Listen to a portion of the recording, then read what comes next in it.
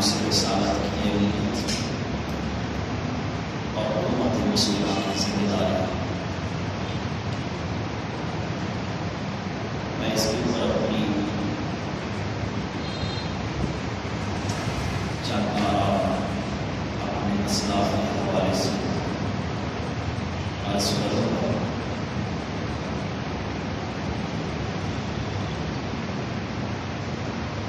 یہ بات روزے روشن کی طرح مسلم ہے کہ کائنات میں خالق کائنات کے بعد افضل ترین ہستی امام الانبیاء کی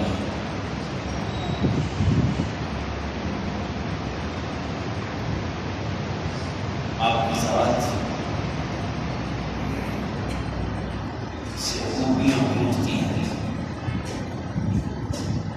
آپ کی ذات منبع جد و صفا ہے، آپ کی ذات رب کی طرف سے ایک عظیم عطا ہے جس کا کائنات میں کوئی نعمت بدل نہیں ہے۔ حضور ہیں تو کائنات ہے، حضور کی ذات مومن کے دل میں ہے تو مسلمان باقی ہے۔ مسلمان کی رگوں میں دوڑنے والا ہوں جب عشق مصطفیٰ سے خالی ہو جائے گا تو توحید کا نام لینے والا کوئی نہیں ہے۔ توحید کی بقا نام مصطفیٰ کے ساتھ ہے، توحید کی ابتدا نام مصطفیٰ کے ساتھ ہے۔ اہل توحید سلامت ہے تو ذات مصطفیٰ کی وجہ سے سلامت ہے۔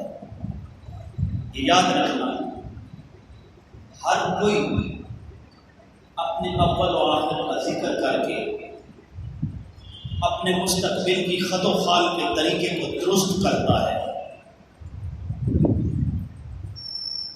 جو قومیں اس وقت اچھے انداز میں سروائیو کر رہی ہیں ان کی وجہ بھی یہی ہے، لیکن یاد رکھنا ہمارے لیے نقطہ کمال جو ہے وہ ذات مصطفیٰ ہے۔ ہمارے عروج کا سبب رسول اللہ کی ذات ہے، ہمارے زوال کا سبب رسول اللہ کی ذات ہے۔ جب تک ہم اپنے اسلاف کے طریقے پہ قائم رہے اور ہمارا ماٹو جو تھا، ہماری مثال کہیں بلالیت کی صورت میں یا صدیقیت کی صورت میں جب ہمارے سامنے تھی تو امت مسلمہ کا وقار، امت مسلمہ کی عزت، امت مسلمہ کی شان، امت مسلمہ کا مقام، امت مسلمہ کی شان و شوکت پورے عروج کی اوپر تھی۔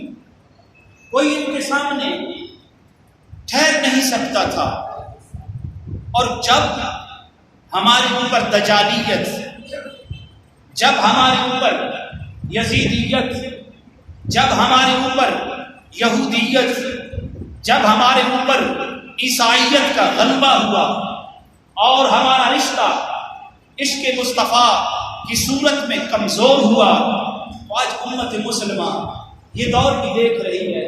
پوری دنیا میں جس کو ذلت کی نگاہ سے دیکھا جاتا ہے وہ اس نبی کا کلمہ پڑھنے والا۔ وجہ کیا ہے؟ ہم نے اپنے طریقے کو چھوڑ دیا ہے اور ہم اغیار کے طریقے کو پکڑ رہے ہیں۔ خواہش ہوتی ہے ہم مدینے بنے، جب پیسہ آتا ہے تو ہم یورپ کی طرف کر لیتے ہیں۔ ثنا خان نعت پڑھتا ہے، دعائیں مدینہ میں جانے کی کرتا ہے، جب پیسہ آتا ہے تو یورپ کی طرف ہو جاتا ہے۔ مبلغ اسلام مولانا حضرات مرنے میں مدینے کی دعا کرتا ہے، جب وزٹ کے لیے جاتا ہے تو وہ یورپ کا رخ کرتا ہے۔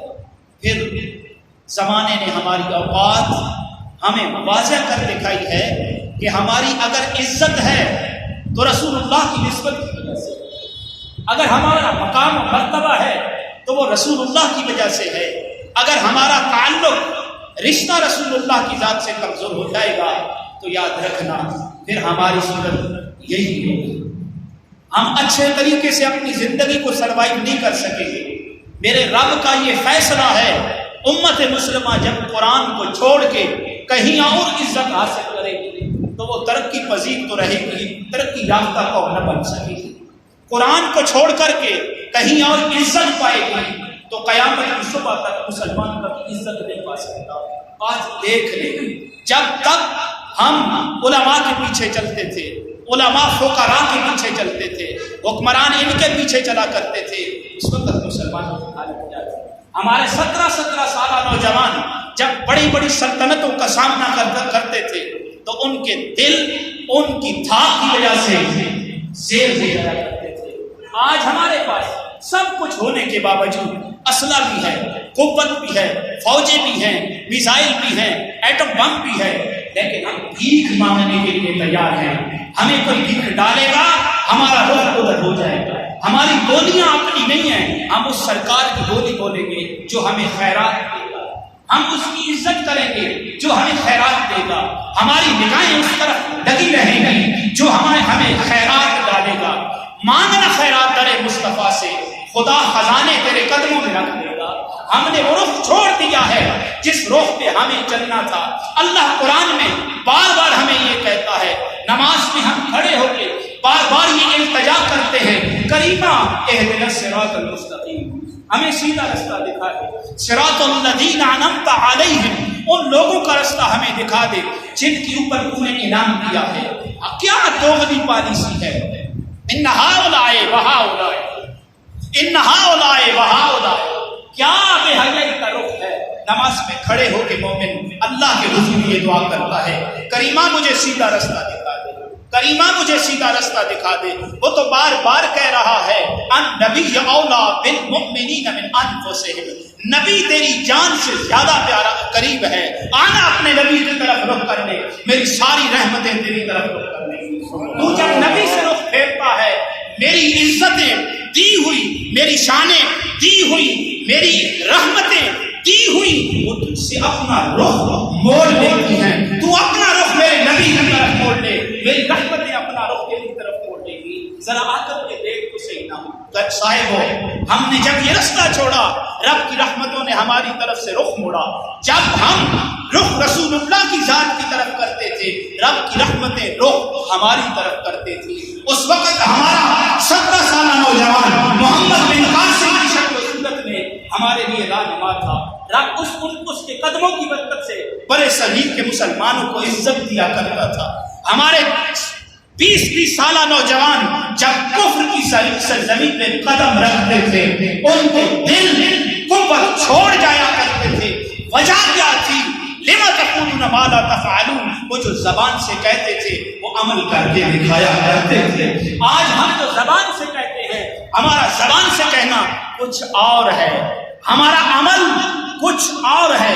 ہم کلمہ نبی کا پڑھتے ہیں، شکل و صورت یہود و نصارہ جیسی بناتے ہیں۔ ہم کلمہ نبی کا پڑھتے ہیں، لباس اغیار کا اپناتے ہیں۔ ہم کلمہ نبی کا پڑھتے ہیں، طور طریقہ اغیار کا اپناتے ہیں۔ ہم کلمہ نبی کا پڑھتے ہیں، دعا رب سے کرتے ہیں، توقع کسی کھانے کی SHO سے کرتے ہیں۔ ہمارا کام سود کے بغیر چل نہیں سکتا، ہمارا کام رشوت کے بغیر چل نہیں سکتا۔ ہمیں عزتیں کہاں سے ملی؟ سود سے عزت نہیں ملا کرتی مسلمان کو، رشوت سے مسلمان کو عزت نہیں ملا کرتی۔ مسلمان کو اگر عزت کہیں سے ملتی ہے تو یاد رکھنا وہ در مصطفیٰ ہے۔ سبحان اللہ، وہ در مصطفیٰ ہے۔ آج کفر تو آزمانا ہے۔ میں بار بار عرض کر چکا ہوں، جب کسی کا جسم جل جاتا ہے، اس کے جسم میں سوئیاں چبھو کر کے اس کو چیک کیا جاتا ہے کہ اس کا جسم کہاں تک جلا ہے، اسے کہاں تک اس کا جسم ناکارہ ہوا ہے۔ کفر ڈوزیں دیتا ہے NGOs کی شکل میں، کفر ہمیں خیرات دیتا ہے قرضے کی صورت میں۔ میں، اور وہ دے کر کے جانچتا ہے، پہچانتا ہے کہ ہماری ڈوز نے کہاں تک اثر کیا ہے، اس کے بعد پھر وہ گستاخی رسول کا کوئی نہ کوئی عمل وہ اٹھاتا ہے اور ہمیں جانچتا ہے۔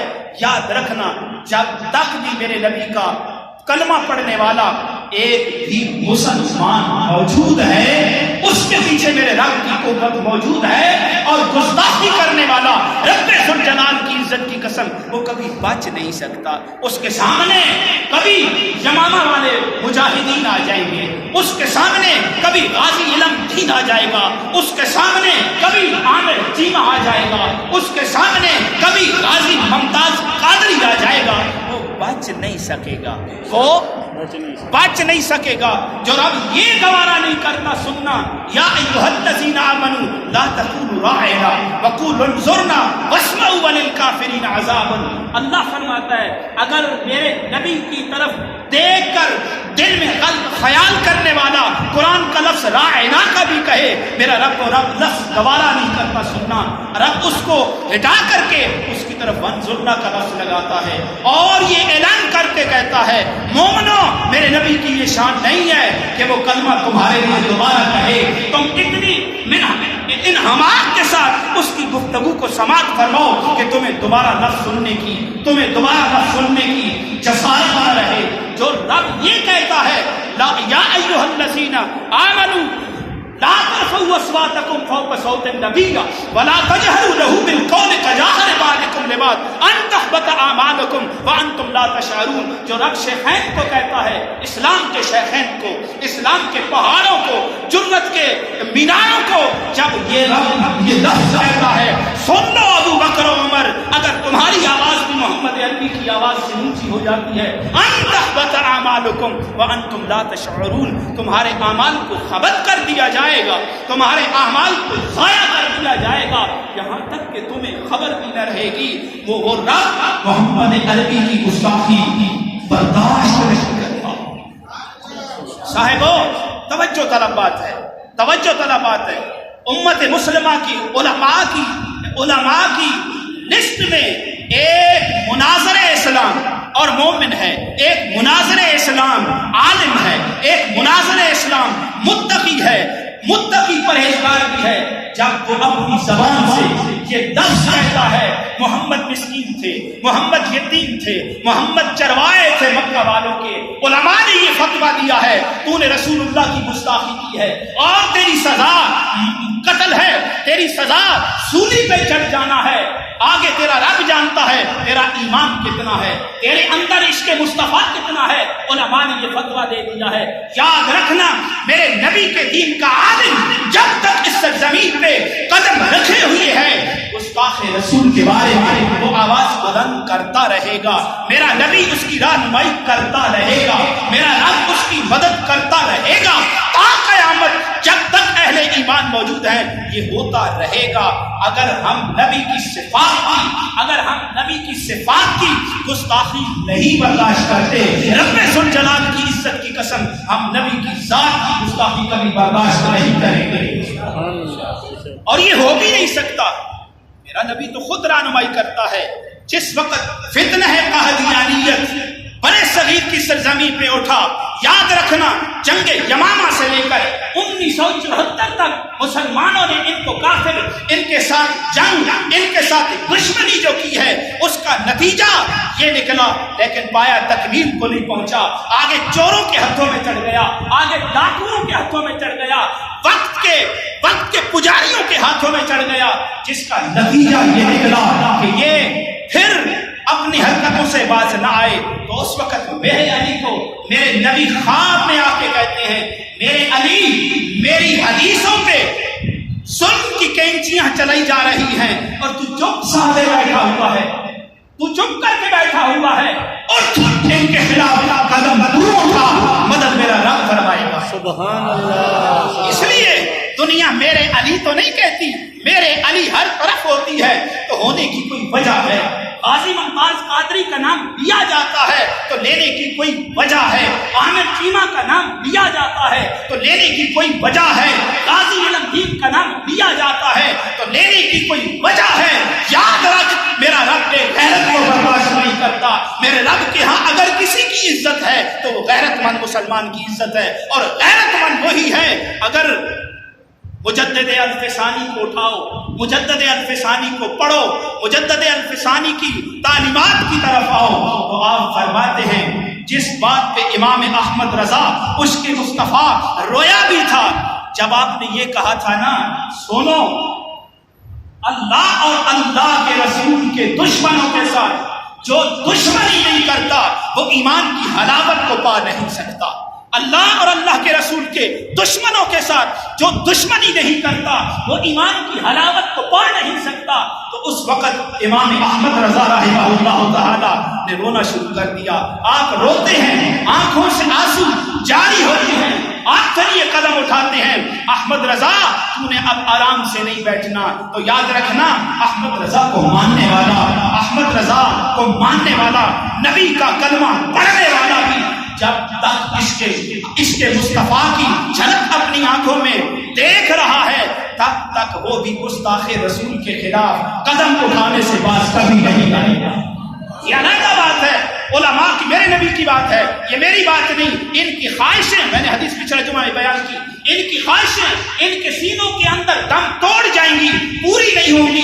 پوری اگر کرے گا تو قیامت والے دن میرا رب پوری کرے گا۔ دنیا کا کوئی کمینہ ان کی خواہشوں کو پورا نہیں کر سکے گا، ان کے سامنے آنے تو آ سکتا ہے، ان کی مخالفت تو کر سکتا ہے، لیکن جس نے خواہشیں پوری کرنی ہے، جس نے یہ دین کی دولت عطا کی ہے، وہ رب قیامت والے دن پوری کرے گا۔ یہ حدیث مسلم ہے۔ حضرت انس بن مالک رضی اللہ تعالی عنہ کو میرے نبی نے فرمایا، انس سنو میری بات، صحابہ بھی سامنے بیٹھے، فرمایا سنو میری بات، قرآن کے حکم کے خلاف نہ کرنا،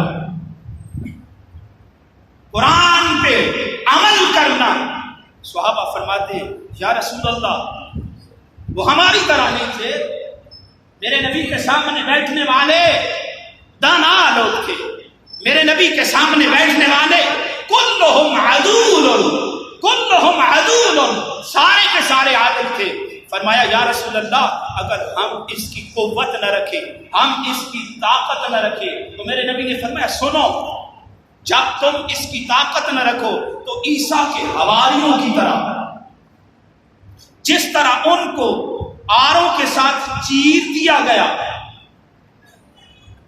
تمہیں آروں سے چیر دیا جائے، تمہیں سولی کے اوپر لٹکا دیا جائے، تب بھی تم نے میری ناموس کی خاطر ڈرنا ہے۔ یا رسول اللہ اگر ہم اس کی ہمت نہ رکھیں، ہم اس کی طاقت نہ رکھیں، میرے نبی نے فرمایا پھر تم نے قتل ہونا گوارا کرنا ہے، شہید ہونا گوارا کر لینا ہے، ان کے ساتھ صلح نہیں کرنی، ان کے ساتھ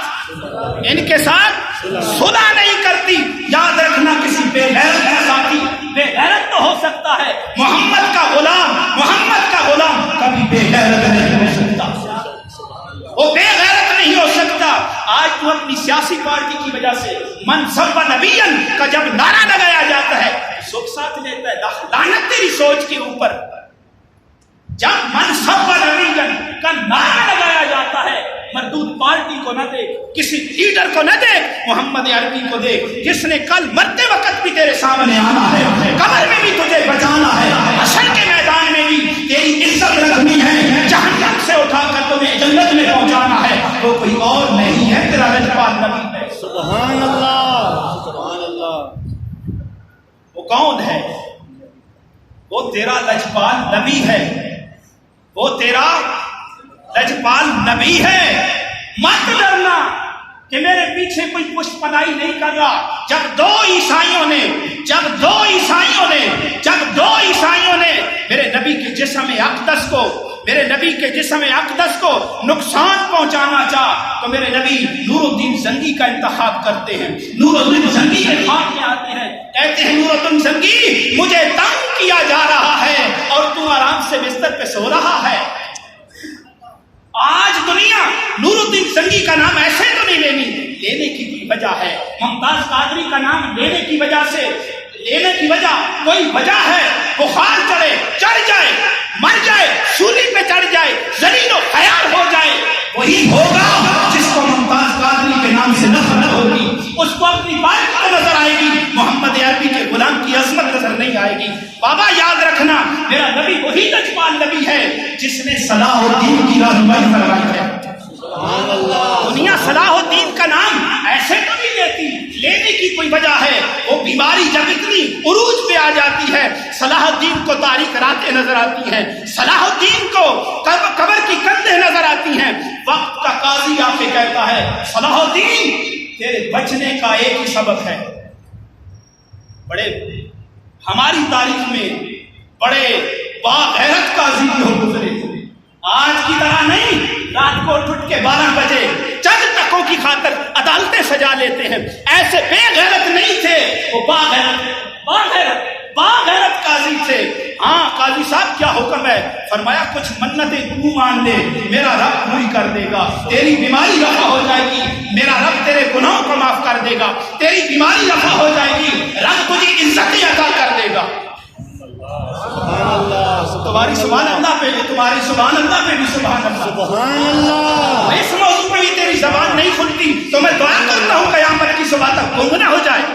سبحان اللہ، سبحان اللہ۔ منتیں تو مان لے، شفا رب عطا کر دے گا، رب تیرے گناہوں کو معاف کر دے گا، رب تجھے عزت عطا کر دے گا۔ صلاح الدین کے ہاتھ اٹھتے ہیں، مولا میرے اللہ مجھے بیماری سے تو شفا عطا کر دے، میں انگریز کے ساتھ جہاد کروں گا قیامت کی صبح تک، جب تک تو نے مجھے زندگی دی ہے کسی لا الہ الا اللہ محمد رسول اللہ پڑھنے والے کے خلاف نہیں بولوں گا، انگریز کے ساتھ جہاد کروں گا۔ تو انگریز کا غلام بن کے، تو انگریز کی نوکری چاکری کر کے عزت تلاش کرے، بابا قیامت کی صبح تک یہ عزت مجھے نصیب نہیں ہوتی۔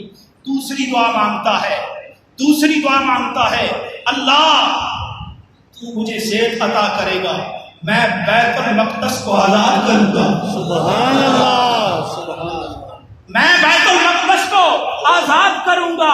تیسری دعا مانگتا ہے اے میرے اللہ تو مجھے شفا عطا کرے گا، پرنس الکرد کو میں اپنے ہاتھوں سے قتل کروں گا۔ وہ کون ہو سکتا ہے جو میرے نبی کی گستاخی کرے؟ سبحان اللہ، سبحان اللہ۔